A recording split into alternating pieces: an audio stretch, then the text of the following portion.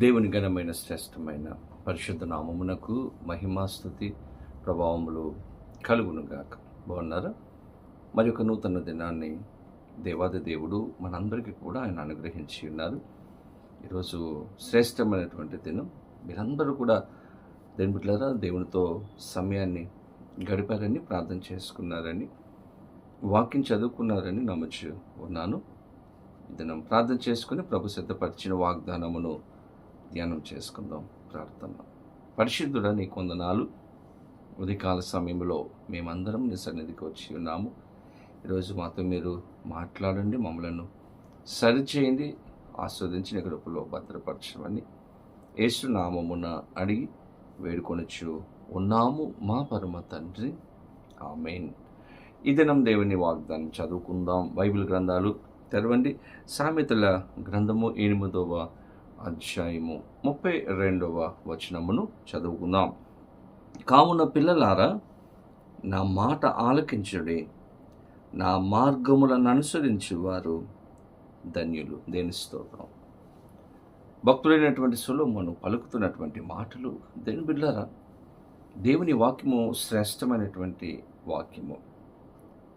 ఈ వాక్యము మనలను బ్రతికిస్తుంది. ఈ వాక్యాన్ని మనము వినినప్పుడు, వాక్యానుసారంగా మనం జీవించినప్పుడు మనము దీవించబడతాం. చాలా సమయాలలో వాక్యాన్ని వింటాం, వాగ్దానాలు పొందుకుంటాం, కానీ దాని ప్రకారంగా మనం జీవించము. అందుకే చాలా సమయాలలో దేవుని యొక్క ఆశీర్వాదాన్ని మనం పొందుకోలేకపోతూ ఉన్నాం. నమ్ముతాం కానీ దాని ప్రకారం జీవించాం. ఇక్కడ దేవుని మాటలు తెలియచేస్తూ ఉన్నాయి. కావున పిల్లలారా, నా మాట ఆలకించుడి. దేవుని మాట మనము ఆలకించేవారముగా ఉండాలి. ఈరోజు ఎంతమంది ఈ వాగ్దానం వింటున్నటువంటి మన జీవితంలో దేవుని మాటను, దేవుని స్వరాన్ని మనము వినగలుగుతూ ఉన్నాం. దేవుడు వాక్యము ద్వారా మనతో మాట్లాడుతూ ఉన్నప్పుడు, ఒక వ్యక్తి ద్వారా దేవుడు మనతో మాట్లాడుతూ ఉన్నప్పుడు, సేవకుని ద్వారా దేవుడు మనతో మాట్లాడుతూ ఉన్నప్పుడు, దేవుని మాటను మనము వినగలుగుతూ ఉన్నామా? ఆలకించగలుగుతూ ఉన్నామా? దేవుని మాటకు లోబడగలుగుతూ ఉన్నామా? చాలా సమయాలలో దేవుడే మన మాట వినాలి అని అనుకుంటాం. దేవుని మాట మనము వినం. ఎవరు ధన్యులంట? ఎవరు సంతోషంగా ఉంటారు? ఎవరు దీవించబడతారు అంటే దేవుని మాట ఆలకించేవారు. రెండవది, నా మార్గములను అనుసరించేవారు. ఎవరైతే దేవుని మార్గమును గైకుంటారో, దేవుని మార్గములో నడుస్తారో, విధేయత చూపిస్తారో, వారు మాత్రమే ధన్యులు. వారు మాత్రమే దీవించబడతారు. వారి జీవితంలోనే సంతోషము కలుగుతుంది. దేవుని బిడ్డలారా, ఈరోజు ఈ వాగ్దానం వింటున్నటువంటి మన జీవితంలో ధన్యులముగా మార్చబడాలి అంటే, దేవుని కృపను పొందుకోవాలి అంటే, దేవుని ఆశీర్వాదం మనం పొందుకోవాలి అంటే, వాక్యం తెలియచేస్తూ ఉంది, దేవుని మాటను మనము వినేవారముగా ఉండాలి. రెండు, ఆయన మార్గములో నడిచేవారముగా, అనుసరించేవారముగా మనము ఉండాలి. బైబిల్ గ్రంథంలో మనం చూస్తే అన్న జీవితంలో అన్న బిడ్డల కోసం ప్రార్థన చేసింది. దేవుడు ఒక బిడ్డను అనుగ్రహించి ఉన్నాడు, సమూయేలు. అన్న దేవునితో ఒక నిబంధన చేసుకుంది, నాకు బిడ్డనిస్తే ఆ బిడ్డను నీకే ఇచ్చేస్తాను, నీ సన్నిధిలో నేను విడిచిపెడతాను, నీకే నేను అప్పగిస్తానని ఒక నిబంధన చేసుకుంది. దేవుడు కుమారుని ఇచ్చిన వెంటనే, దేవుని బిడ్డలారా, ఆ చిన్న వయసులో ఆ సమూయేలును తీసుకుని వెళ్ళి షీలోహు మందిరంలో, దేవాలయంలో అతనిని విడిచిపెట్టింది. చిన్న వయసు, దేని బిడ్డలు ఏ విషయాలు కూడా సరిగా తెలియనటువంటి వయసులో ఆ కుమారుణ్ణి ఆ మందిరంలో విడిచిపెట్టినప్పుడు, సమూయేలు బాలుడే, చిన్నవాడే, ఇంట్లో అమ్మ దగ్గర ఉండాలని, నాన్న దగ్గర ఉండాలని ఆశ కలిగినటువంటి వాడుగా ఉంటాడు. చిన్న వయసు కాబట్టి కుటుంబంతో ఉండాలని ఆశ కలిగినటువంటి వాడుగా ఉంటాడు.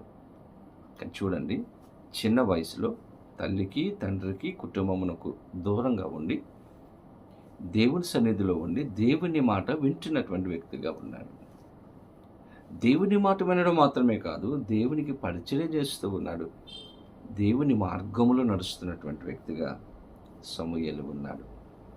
దేవుని అనుసరించాడు. దేవుణ్ణి కలిగి ఉన్నటువంటి వ్యక్తిగా సమూయేలు ఉన్నాడు.